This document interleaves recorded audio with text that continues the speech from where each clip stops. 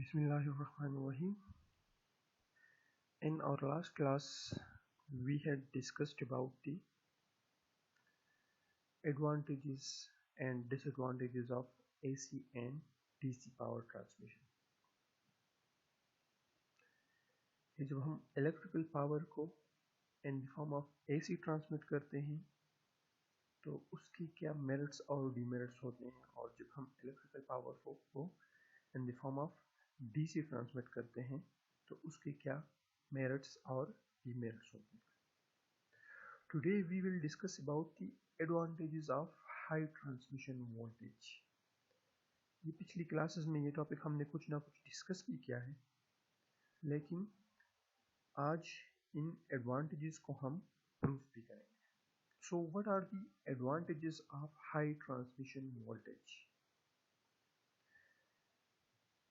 जब हम electrical power को एक खास वोल्टेज लेवल पे जनरेट करते हैं तो फिर उसी इलेक्ट्रिकल पावर को ट्रांसमिट करने से पहले वोल्टेज लेवल हम इंक्रीज करते हैं. इन सिंपल वर्ड्स हम यही कहते हैं कि जब हम इलेक्ट्रिकल पावर ट्रांसमिट करते हैं तो जो वोल्टेज होता है पावर ट्रांसमिट करने के लिए वो हाई होता है. मतलब हाई ट्रांसमिशन वोल्टेज पे हम इलेक्ट्रिकल पावर ट्रांसमिट करते हैं. अब ये हम इलेक्ट्रिकल पावर को हाई ट्रांसमिशन वोल्टेज पे क्यों ट्रांसमिट करते हैं? इन अदर वर्ड्स हम वोल्टेज को क्यों स्टेप अप करते हैं? पावर को ट्रांसमिट करने से पहले उसका वोल्टेज लेवल हम क्यों इंक्रीज करते हैं? So there are various advantages of stepping up the voltage level. So the first one is it reduces the volume of conductor material. कि जब हम वोल्टेज लेवल को इंक्रीज करते हैं तो उसकी वजह से कंडक्टर मटेरियल का वॉल्यूम रिड्यूस हो जाता है. कंडक्टर मटेरियल का वॉल्यूम रिड्यूस होगा तो automatically there will be a saving of conductor material and the cost will be reduced. It also increases the transmission efficiency. Transmission efficiency भी increase कर जाती है और percentage line drop भी decrease कर जाता है. ये तीनों चीज़ें ऑलरेडी हमने डिस्कस की हैं कि कंडक्टर मटेरियल किस तरह रिड्यूस करता है, वॉल्यूम ऑफ कंडक्टर मटेरियल किस तरह रिड्यूस करता है, ट्रांसमिशन एफिशिएंसी किस तरह इंक्रीज करती है और परसेंटेज लाइन ड्रॉप किस तरह डिक्रीज करता है. लेकिन आज हम इसको दोबारा देखते हैं और इसको प्रूव करते हैं इन टॉपिक्स को.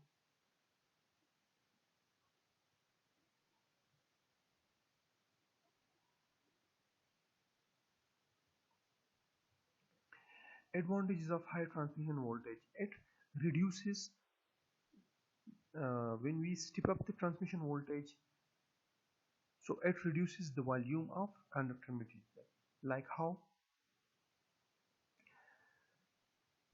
Let's suppose the transmission of electrical power by a three-phase line is considered.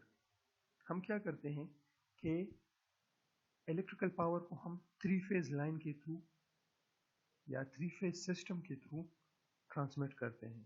So for a three phase system we know that the load current I is equal to P divided by under root 3 into V cos of phi, where P is the power that is transmitted in watts, P is the active power, V is line voltage in volts, V is the line voltage, and cos phi is the power factor of the load. So for a three phase system the current will be equal to P divided by under root 3 into V cos of phi. चलिए, इसी proof में ये show किया गया है कि conductor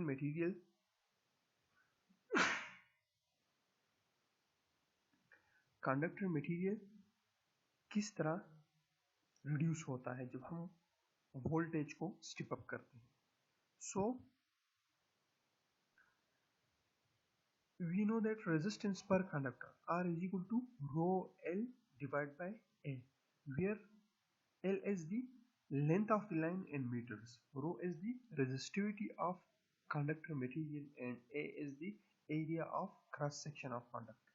So the resistance of a conductor will be equal to rho L divided by A. अब एक कंडक्टर में जो कॉपर लॉसेस अकर करती हैं, जो पावर लॉसेस अकर करती हैं, those copper losses or power losses are actually the I square R losses. सही है। तो जब हम थ्री फेज सिस्टम लेते हैं, सो थ्री फेज सिस्टम में जो पावर लॉसेस अकर करेंगी, those power losses will be 3I square R, 3 into I square R, because we have three phases, we have three conductors, so 3I square R. अब हमें पता है कि I is equal to P divided by under root 3 because of pi, तो I की जगह हमने load current की वैल्यू पुट कर दिया और R की जगह हमने ये वैल्यू पुट कर दी। तो इससे हम क्या करेंगे कि एक ही वैल्यू निकाल लेंगे, एरिया ऑफ क्रॉस सेक्शन की वैल्यू निकाल लेंगे, because for the volume we need the length and the area, so the area of cross section will be equal to P square rho L divided by W, where W is the total power loss, W V square cos square phi. So the total volume of conductor material required is equal to, as we know that volume क्या होता है, area multiplied by length. जब हम area को length के साथ multiply करेंगे तो क्या होगा, एक कंडक्टर का वॉल्यूम निकल आएगा। अब चूंकि हमारे पास थ्री फेज सिस्टम है, so the total volume will be equal to 3AL। तो इसमें हम A की वैल्यू पुट कर लेते हैं और L अपनी जगह पुट कर लेते हैं। So this will be the total volume of conductor material required. So this is actually the total volume of conductor material required for a three phase system. तो अगर आप यहाँ पे देख लें, so the total volume of conductor material required is equal to 3P square rho L square divided by W V square cos square phi. तो अगर हम पावर फैक्टर को फिक्स कर लें, लॉसेस को फिक्स कर लें, पावर कांस्टेंट होता है, लेंथ और रेजिस्टिविटी भी कांस्टेंट होती है, so it means that the volume of conductor material required is actually inversely proportional to the square of voltage. There is an inverse relation between the volume of conductor and the voltage level. So the volume of conductor material is inversely proportional to the square of voltage. It means that के voltage level हम जितना बढ़ाएंगे conductor का volume उतना ही reduce करें। सो ये हमने proof कर लिया that there is an inverse relation between the volume of conductor and the voltage level, के जिस पावर को हम ट्रांसमिट करना चाह रहे हैं, पहले उसी पावर के वोल्टेज लेवल को हम इंक्रीज करते हैं। तो इंक्रीज क्यों करते हैं, क्योंकि उससे जो कंडक्टर का वॉल्यूम मटेरियल है, जो कंडक्टर मटेरियल का जो वॉल्यूम है वो रिड्यूस कर जाता है। और ये अभी हमने प्रूफ भी कर लिया that volume of conductor material is inversely proportional to the square of voltage. It means that transmission voltage जितना greater होगा, conductor material उतना ही कम required होगा। Now what is the second advantage? It increases the transmission efficiency. Transmission efficiency किस तरह increase कर जाती है? It means that losses reduce करेंगी तो ही transmission efficiency increase करेंगी। So we know that the input power is equal to the output power P, power in watts, plus total losses. Output power के साथ हम losses add कर लेंगे, so this will be the input power. Total losses already हमने find out कर ली ऊपर वाली discussion में कि total losses इस चीज के बराबर होती है। So total losses का फार्मूला हम यहाँ पे पुट कर लेंगे, so the input power will be equal to P plus total losses. अब हम यहाँ क्या करते हैं, अब यहाँ हम J इंट्रोड्यूस करते हैं, where J is the current density. और current density of conductor ये क्या होती है, current density is actually the current per unit area. तो इससे हम area फाइंड आउट कर लेंगे। सो एरिया को in terms of current density लिखने के लिए हम क्या क्या करते हैं, करंट डेंसिटी डिफाइन करते हैं। So the current density J is equal to the current per unit area. So the area will be equal to the current divided by the current density. We know that J is equal to current per unit area. So A will be equal to the current per current density. So the input power will be equal to P plus this formula. तो A की जगह हम क्या लिख लेंगे, I divided by J. तो चूंकि A denominator में है, so it will become J divided by I. P square rho L divided by V square का स्क्वायर 5, और A की जगह क्या हम लिखते हैं, I divided by J. तो J ऊपर चला जाएगा, जो करंट डेंसिटी है वो ऊपर चली जाएगी. So the input power will be equal to P plus this term P square rho L J divided by V square का square 5 into 1 divided by I. जो I है वो हमने अलग लिख लिया, क्यों, बिकॉज लोड करंट की अपनी एक वैल्यू होती है. हमने एरिया की वैल्यू, पहले हमने टोटल लॉसेस की वैल्यू पुट कर ली, फिर एरिया की भी वैल्यू पुट कर ली टोटल लॉसेस में. अब हम क्या करेंगे कि इसमें लोड करंट की वैल्यू पुट कर लेंगे.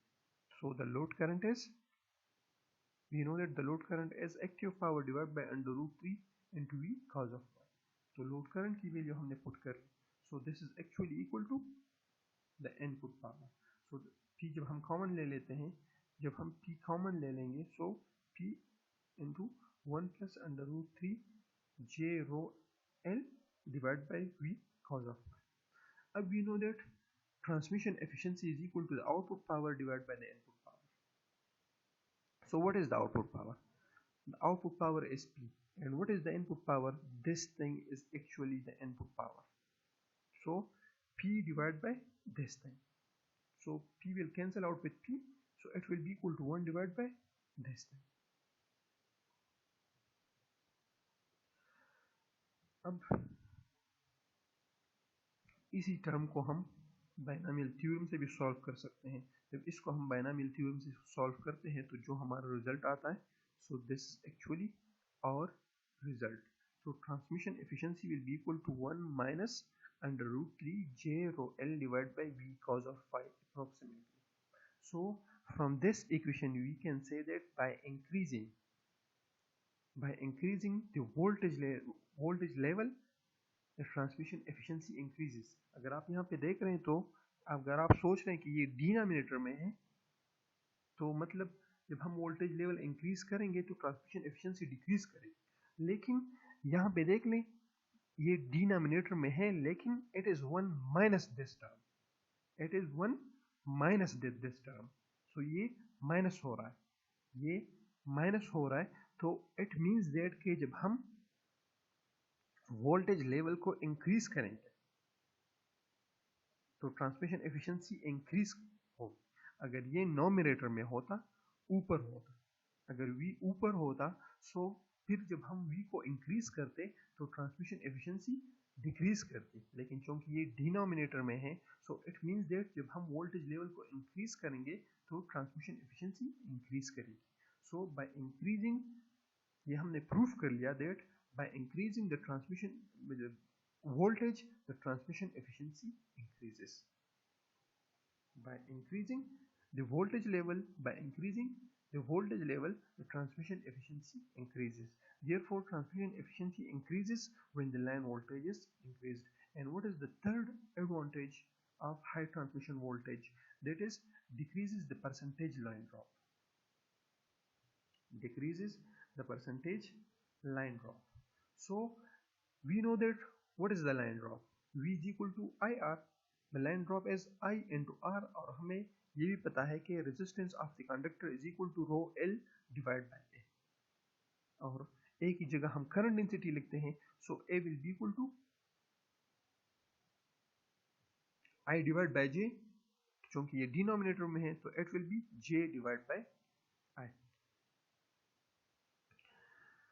So the line drop will be equal to rho L J. क्यों? क्योंकि आई आई कैंसिल आउट हो जाता है. So the line drop will be equal to rho l j. Rho is the resistivity, l is the length of the conductor and j is the current density. अब जब हम percentage line drop की बात करते हैं, जब हम percentage निकालते हैं तो टोटल वेव से डिवाइड करते हैं एक टर्म को. जब हम परसेंटेज निकालते हैं तो उसी टर्म को टोटल वेव से डिवाइड करते हैं. So the percentage line drop will be equal to j rho l divided by v into 100. So from this equation we can say that by increasing the voltage level, by increasing the transmission voltage, the percentage line drop reduces, because there is an inverse relationship between the percentage line drop and the voltage, transmission voltage.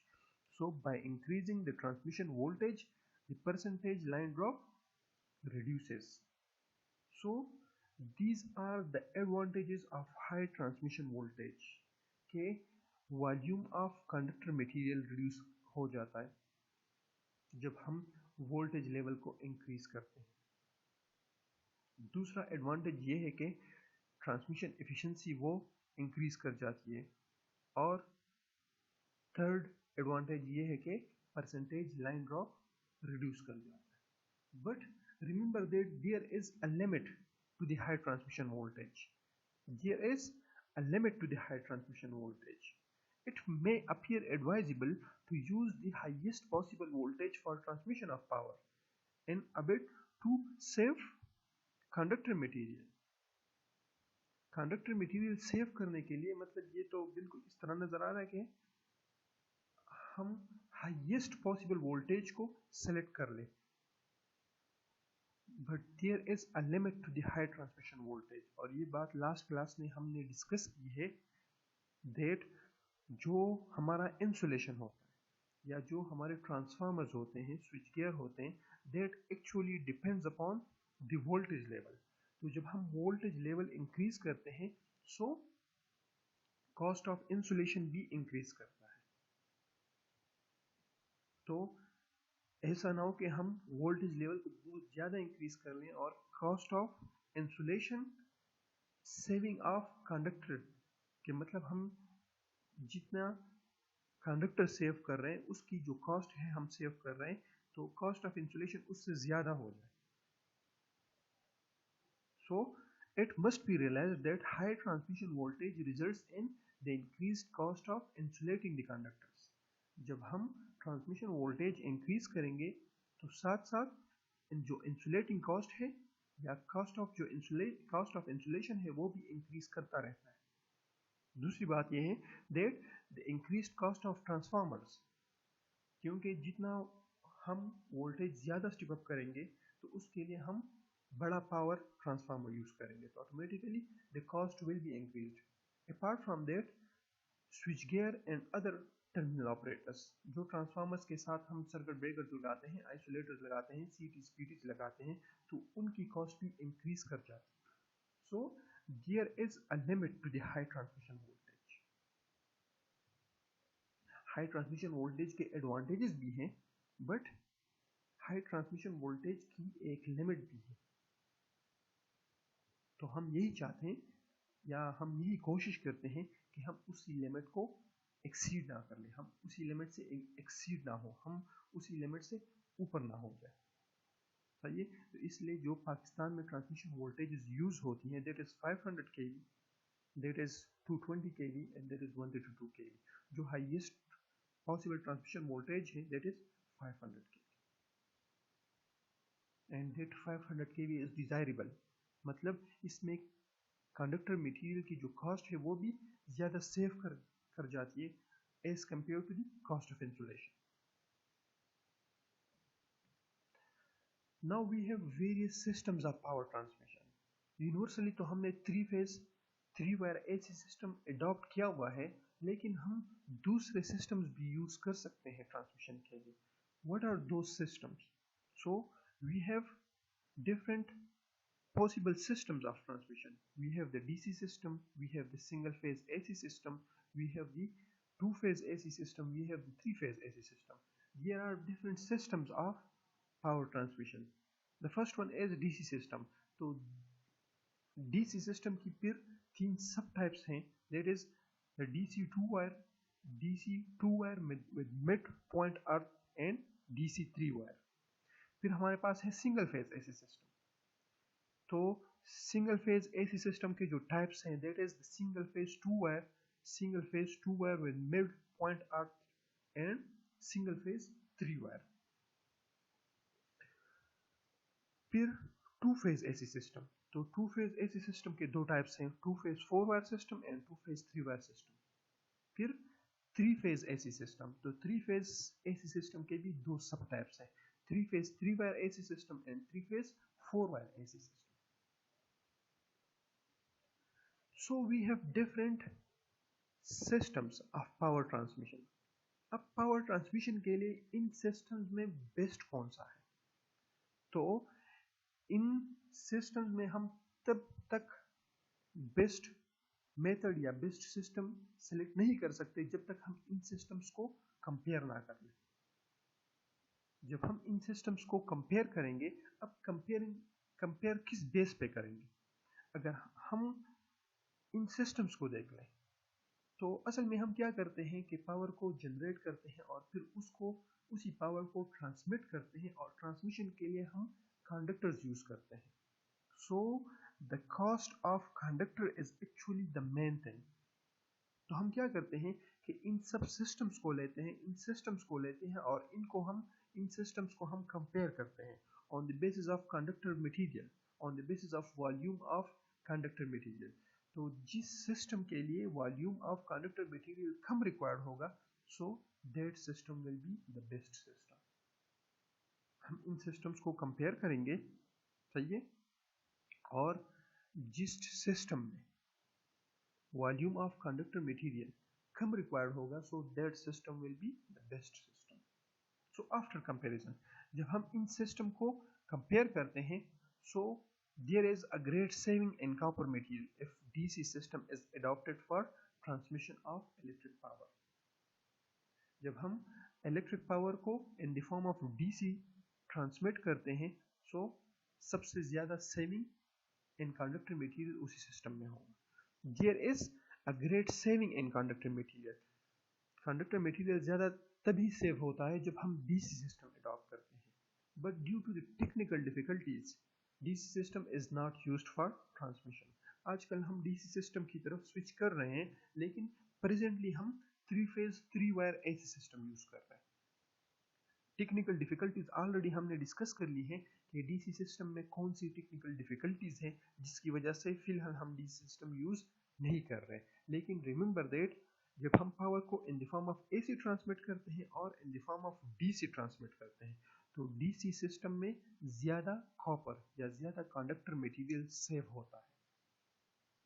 सही है. अब हम कौन सा system adopt कर रहे हैं? Three phase 3 wire AC system. ये सिस्टम हम क्यों अडॉप्ट करते हैं? क्योंकि अगर इन सारे सिस्टम्स को हम कंपेयर कर लें on the basis of conductor material, so there is considerable saving in conductor material जब हम three phase 3 wire AC system use करते हैं. मतलब we have single phase system, we have two phase system, we have three phase system. तो अगर हम three phase 3 wire AC system use करते हैं पावर ट्रांसमिशन के लिए, तो कंडक्टर मटेरियल ज़्यादा सेव होता है. और what is the second advantage of this system? Second advantage of this system is that it is convenient and efficient. जब हम three phase 3 wire AC system को यूज करते हैं पावर ट्रांसमिशन के लिए, so the system is more convenient and efficient. System convenient भी होता है और एफिशिएंट भी होता है. So there are two main advantages of three phase 3 wire AC system. That there is considerable saving in conductor material. Conductor material ज़्यादा save होता है और सिस्टम एफिशिएंट और कन्वीनियंट होता है. So this was all about the transmission of power, the systems of transmission, कि हम कौन कौन systems ट्रांसमिशन के लिए पावर ट्रांसमिशन के लिए यूज कर सकते हैं, फिर उसी में बेस्ट सिस्टम कौन सा है. तो बेस्ट सिस्टम तो डीसी सिस्टम है, लेकिन ड्यू टू टेक्निकल डिफिकल्टीज हम डीसी सिस्टम को फिलहाल यूज नहीं कर रहे हैं, लेकिन अभी हम डीसी सिस्टम की तरफ स्विच कर रहे हैं due to the introduction of high ratings power semiconductor devices. लेकिन अभी जो हमारा सिस्टम है, अभी जो हम सिस्टम यूज कर रहे हैं, that is actually the 3 phase 3 wire AC system. और 3 फेज 3 वायर एसी सिस्टम हम क्यों यूज कर रहे हैं? क्योंकि इसमें तो एक कंडक्टर मटेरियल सेव हो जाता है, और दूसरा एडवांटेज ये है कि ये सिस्टम कन्वीनियंट है और एफिशिएंट है। If you have any questions, you can ask. Thank you.